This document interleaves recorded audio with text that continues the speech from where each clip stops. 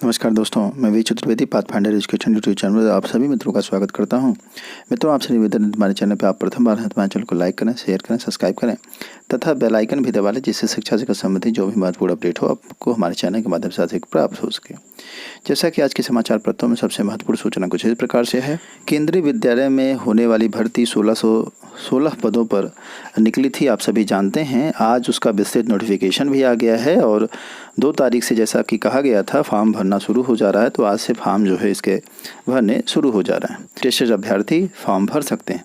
वहीं थल सेना और नौसेना ने भी अब अग्निवीरों की भर्ती के लिए रास्ता साफ कर दिया है। वायुसेना को 6 दिन में मिले 2.72 लाख आवेदन।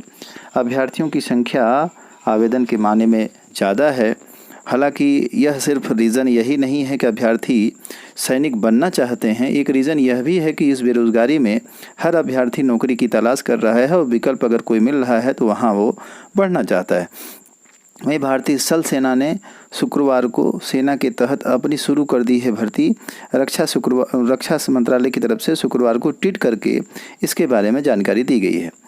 आप देखेंगे कि इसमें एज सीमा जो है 21 से 17.5 से 21 रखी गई थी, क्योंकि इस साल के लिए 23 साल तक उम्र मैक्सिमम मांगी गई है। वहीं जो अग्निवीरों की भर्ती रैली है वो 20 अक्टूबर से जिलेवार कराई जाएगी।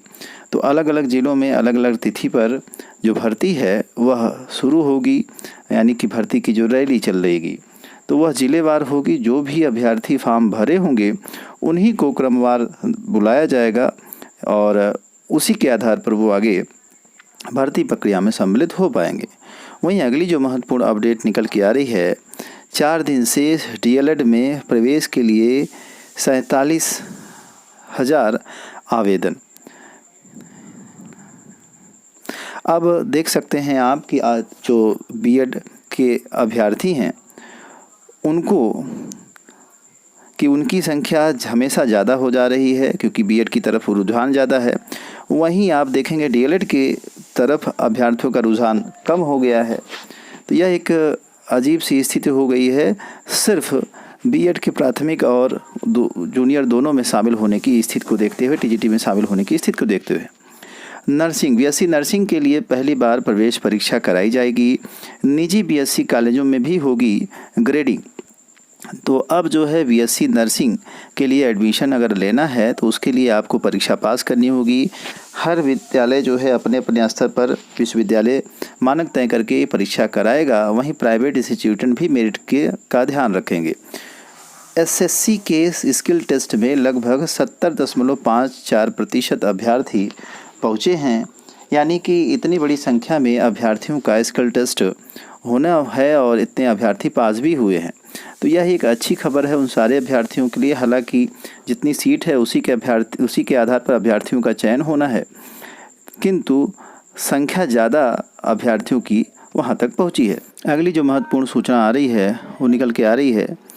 आप देखेंगे अभ्यर्थियों को अब सेमेस्टर देनी होगी 3 परीक्षाएं एक ही सेमेस्टर में। अब जो नई शिक्षा नीति के अंतर्गत बदलाव किया जा रहा है रज्जू भैया विश्वविद्यालय की तरफ से, उसमें 3 परीक्षाएं निर्धारित की जा रही हैं। हालांकि अभी इसकी विस्तृत जानकारी नहीं जारी कर दी गई है। अब जल्द ही विद्यालय को भी यह सूचनाएं भेजी जाएंगी। तो जैसा कुछ होगा इसके बारे में हम एक विस्तृत वीडियो अलग से बना करके आपको देंगे। तो अभ्यर्थियों को एक सेमेस्टर में अब परीक्षाएं जो होंगी वो 3 हो सकती हैं, ऐसा कुछ समाचार पत्रों में दिया गया है। तो यह एक महत्वपूर्ण अपडेट है। रज्जू भैया विश्वविद्यालय में नई शिक्षा नीति को लेकर के काफ़ी कुछ बदलाव हो रहा है। उनमें से एक बदलाव यह भी देखने को मिल रहा है कि सेमेस्टर परीक्षाएं अब बढ़ती जा रही हैं।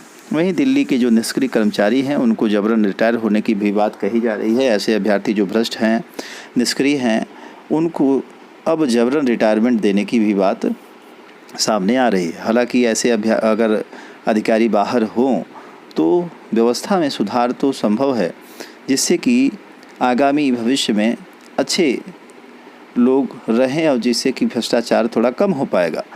हालांकि ख़त्म तो नहीं कहा जा सकता, लेकिन कम ज़रूर हो पाएगा। किंतु एक समस्या यह भी है कि देशभर भी इस तरह की कार्रवाई की जा सकती है, तो इस पर भी पूरी नियमावली बनानी ही पड़ेगी।